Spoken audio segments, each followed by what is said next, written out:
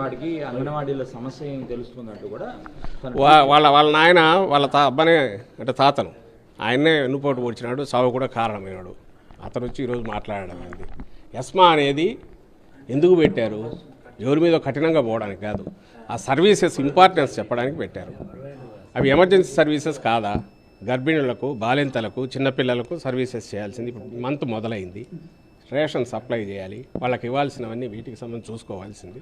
ఇప్పటికే ఎన్ని రోజులైంది మొదలై, ఎన్ని రోజులు నడవనివ్వాలి? 14-19 మధ్య వీళ్ళే అధికారంలో ఉన్నారు కదా. వాళ్ళ నాయన మాదిరి అంతకుముందు చంద్రబాబు నాయుడు చేసిన గుర్రాలతో తొక్కించలేదుగా జగన్మోహన్ రెడ్డి గారు. మరి సమ్మె చేస్తూనే ఉన్నారుగా.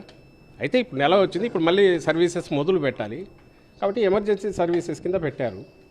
ఆ ప్రొవిజన్ ఉంది, లేదు వదిలేయమంటారా?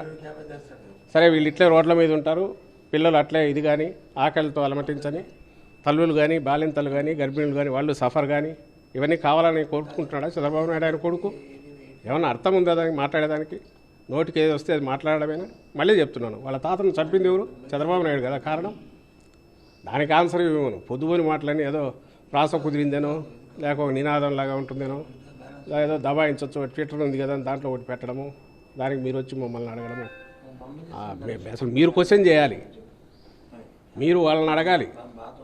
ఎస్మా అంటే ఏంటిది? Emergency services. పోనీ కాదా అవి? క్వశ్చన్ ఏంటి లోకేష్కు? ఆయన స్టాన్ఫర్డ్లో చదివాడుగా. ఎమర్జెన్సీ సర్వీసెస్ కింద వస్తాయా రావా? నెల దాటింది, ఏం చేయాలి? ప్రకటించొద్దా? వదిలితే ఈయన ఒప్పుకుంటాడా? మళ్ళీ ఏమంటాడు? బాలింతల సంగతి ఏంది పట్టించుకొని ప్రభుత్వం అని అంటాడా అనడా? సో క్వశ్చన్ ఆయనే వస్తాడు, ఆన్సర్ ఆయనే ఇచ్చుకుంటాడు. రెండు ఏదైనా సరే, ఎందుకంటే అపోజిషన్లో ఉన్నాడు కాబట్టి. ప్రభుత్వంలో ఉన్నప్పుడు వాళ్ళు ఎట్లా వ్యవహరించారు, జగన్మోహన్ రెడ్డి గారు ఎట్లా వ్యవహరించారంటే తేడా తెలుస్తుంది. ఎంత సంయమనంతో ఉన్నారు, ఎంత ఓపికగా మాట్లాడుతున్నాము, చేతులెత్తి దండం పెట్టి వాళ్ళని అడుగుతున్నాము. మీ మీ మీ సర్వీసెస్ చాలా విలువైనవమ్మా, చేయండి. మీ చేయగలిగినన్ని ఇన్ని డిమాండ్లు తీర్చాము. 11 ఎన్నో వస్తే దాదాపు 8, 9, 10 తీర్చాము. ఈ 1-2 దగ్గర కొంచెం తప్పనిసరి ఫైనాన్షియల్ ఇది, అది కూడా కమిట్మెంట్. ఇది మేము ఇచ్చిన హామీ ఎప్పుడో పూర్తి చేశాము. ఎన్నికల ముందు మేనిఫెస్టోలో చెప్పింది రాగానే ఇమ్మీడియట్ ఇంప్లిమెంట్ చేశాము తెలంగాణతో ఈక్వల్గా. ఆ తర్వాత ఎన్నేళ్లకు తెలంగాణ పెంచింది? 2 ఏళ్లకు 3 ఏళ్లకు పెంచింది. ఇప్పుడు వచ్చి దాంతో ఈక్వల్ అంటున్నారు. ఎన్నికల తర్వాత ఖచ్చితంగా చూస్తామని చెప్పాము, లేదు ఇప్పుడే కావాలని అంటున్నారు. అది ఒక రకమైన ఏమంటారు, ఇప్పుడున్న పరిస్థితిలో ఆ బరువు ఇప్పుడు మోయలేము, ముందు సమ్మె విరమించండి అని రిక్వెస్ట్ చేశాం.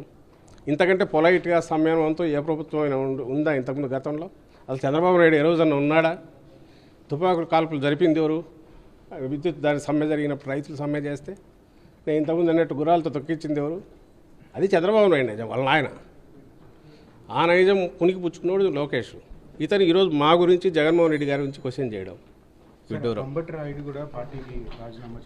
కూడా ఎందుకబ్బా? ఆయన వచ్చిందే నిన్ననో ఇంకా పూర్తి అయిన పార్టీ దీనికి కూడా కాలేదు.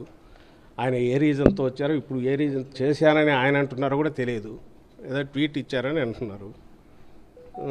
దాని అసలు వచ్చింది ఎందుకు వచ్చారో కూడా పూర్తి తెలియదు. అభిమానంతో వచ్చింటే ఆయన కూడా అక్కడ ఏమన్నారు, కొద్ది కాలం పాటు దూరంగా ఉండదలుచుకున్నా అన్నారు. ఆ రీజన్స్ తెలియాలి. తెలిసినాక దాని గురించి ఏమన్నా ఇది కావచ్చు. షర్మిల గారు కూడా కాంగ్రెస్ పార్టీలో చెప్పాము ఇంతకుముందు, మీకు చెప్పలేదు కదా. కాంగ్రెస్ పార్టీలో చేరారు, పార్టీలను కూడా విలీనం చేశారు.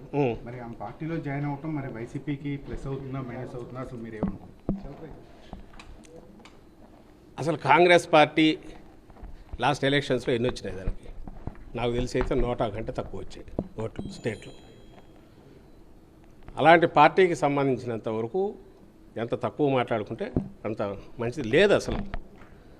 షర్మిలమ్మ గారు ఏ రోజైతే తెలంగాణలో పార్టీ పెట్టారో ఆ రోజే ఆమె రాజకీయ ప్రస్థానం ఒక దిశలో మొదలు పెట్టుకున్నారు. ఆ తర్వాత ఏదైనా తెలంగాణ నుంచి తర్వాత కాంగ్రెస్లోకి రావాలనుకున్నారు.